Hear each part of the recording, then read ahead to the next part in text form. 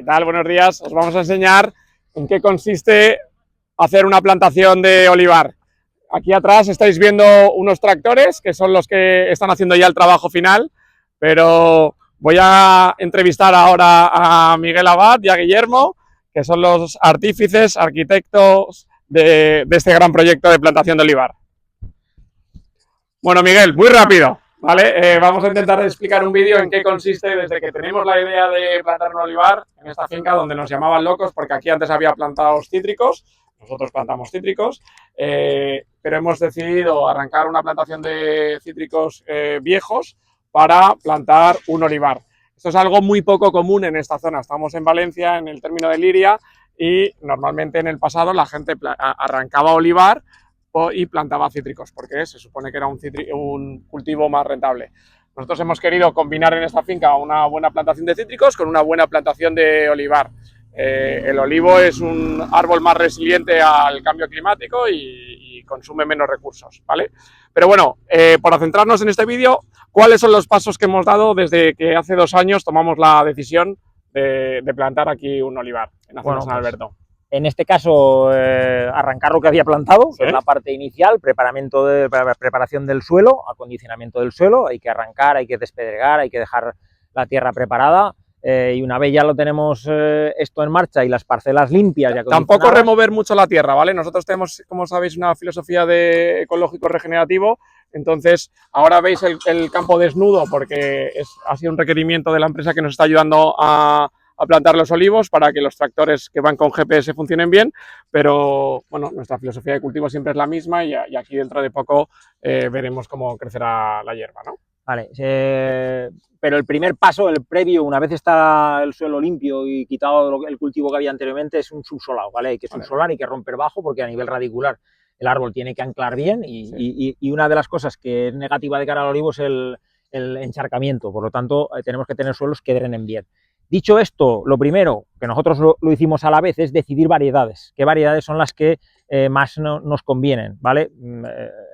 El olivo, ¿vale? Que es un arbusto, que es un leñoso, ¿vale? Que se adapta muy bien, es muy rústico y se adapta muy bien a déficit hídrico y demás. En general todas las variedades son así, pero nosotros nos hemos declinado por 3 variedades, especialmente una que es la lechiana, ¿vale? Que ocupará una parte importante de nuestro cultivo, que es muy resistente al estrés hídrico y a la sequía. Es una variedad que con el 50% de otra variedad normal en consumo de agua vive, ¿vale? Entonces, muy agradecida. Y que además tiene altos bueno, tiene un contenido en polifenoles brutal, ¿vale? Es de las que más alto contenido fenólico tiene, y luego las características organolépticas de aromas y sabores es una variedad casi que absoluta que llaman, ¿no? Entonces hemos hecho una apuesta firme por esto. A esta le van a acompañar arbequina y coreana, que son dos variedades también muy adaptadas al tema del déficit hídrico, ¿vale? Y clima mediterráneo. Al clima mediterráneo.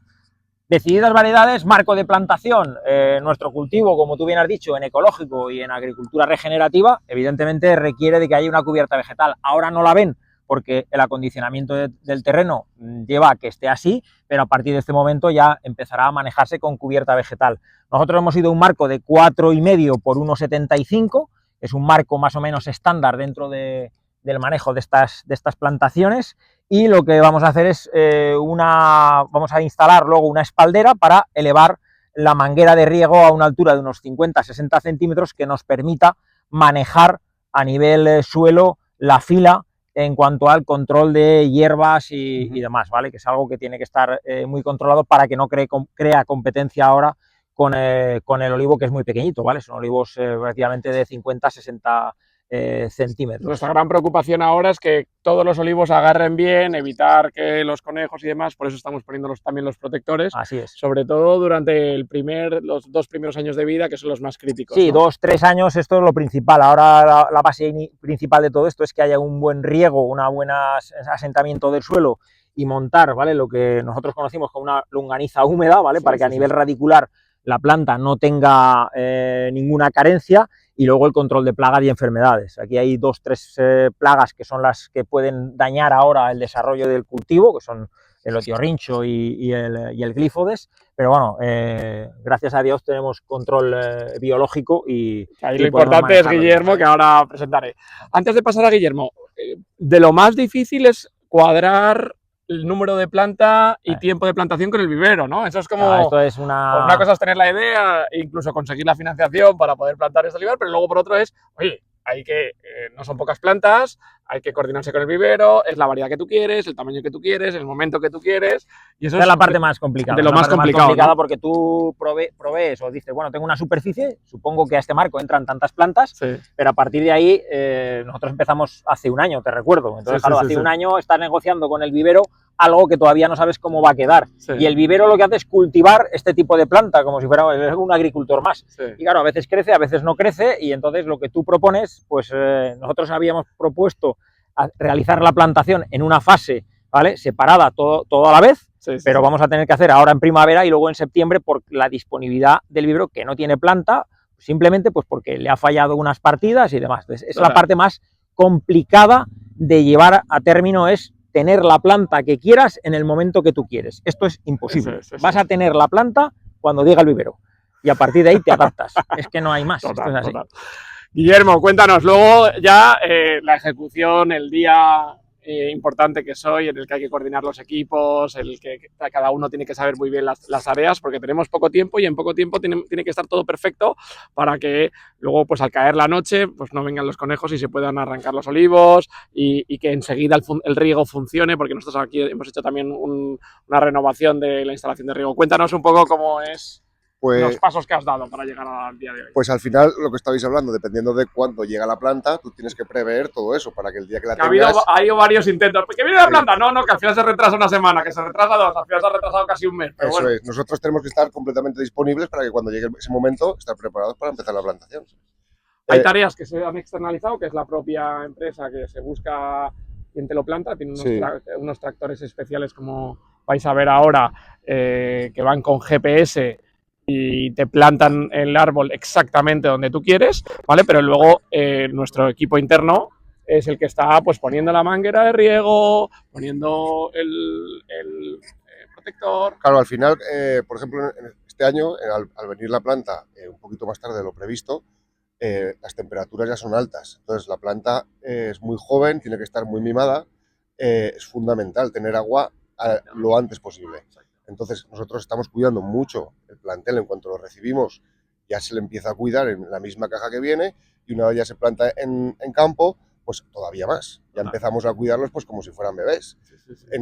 Son bebés. Son bebés. Estamos controlando mucho la cantidad de plantas diarias que se plantan.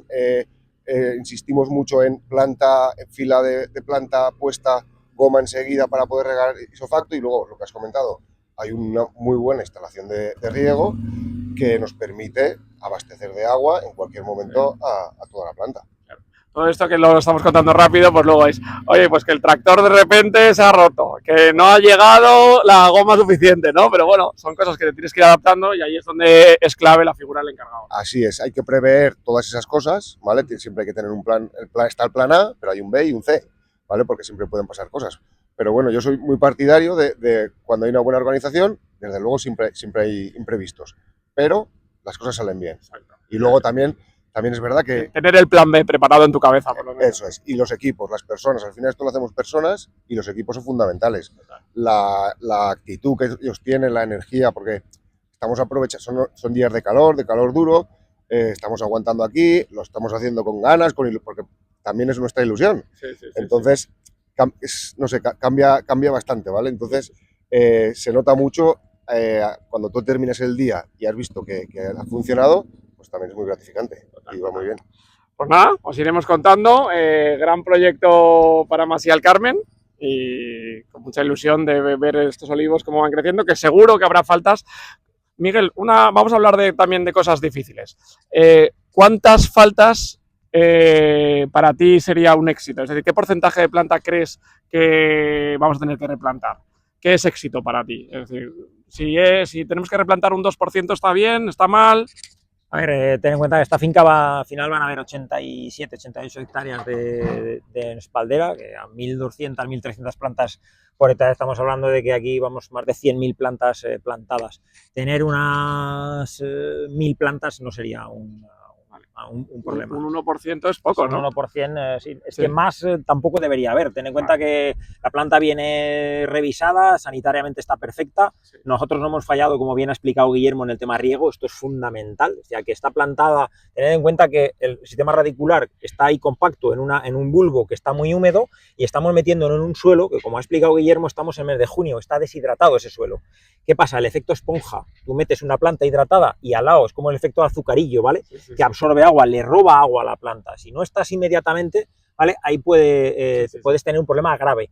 Nosotros eso está al hilo, estamos plantando y estamos poniendo. Entonces, yo no estimo más de ese porcentaje. El daño que puedan efectuar, conejos y demás, esto ya es una cuestión nosotros que... mismos, a la hora de controlar a lo mejor Sí. la hierba o lo que sea, pues podemos tocar alguna. Ahora, por ejemplo, falta aquí una operación que se va a hacer con posterioridad, que es poner la espaldera, el alambre entonces esto atará, el tutor atará al alambre.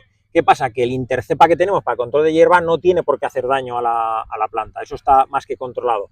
¿Dónde puede venir esas faltas? Pues una planta que se ha quedado desnuda a nivel radicular, que no ha tapado bien con la tierra la raíz, se queda aireada y se deshidrata. Pero bueno, el siguiente trabajo, que es muy complicado, es estar pendiente de todas y cada una de las plantas. Hay que revisarlas una a una. Total. Entonces, claro, ahora viene el trabajo, esto es relativamente sencillo, el trabajo duro viene ahora. O sea, bueno, ya tengo a la criatura aquí, el bebé, y ahora el manual dice una cosa, pero la realidad te coloca, entonces el día a día es clave. Vivir la finca. Pues nada, muchas gracias por vuestra atención, espero que hayáis aprendido algo nuevo y un fuerte abrazo desde Hacienda San Alberto.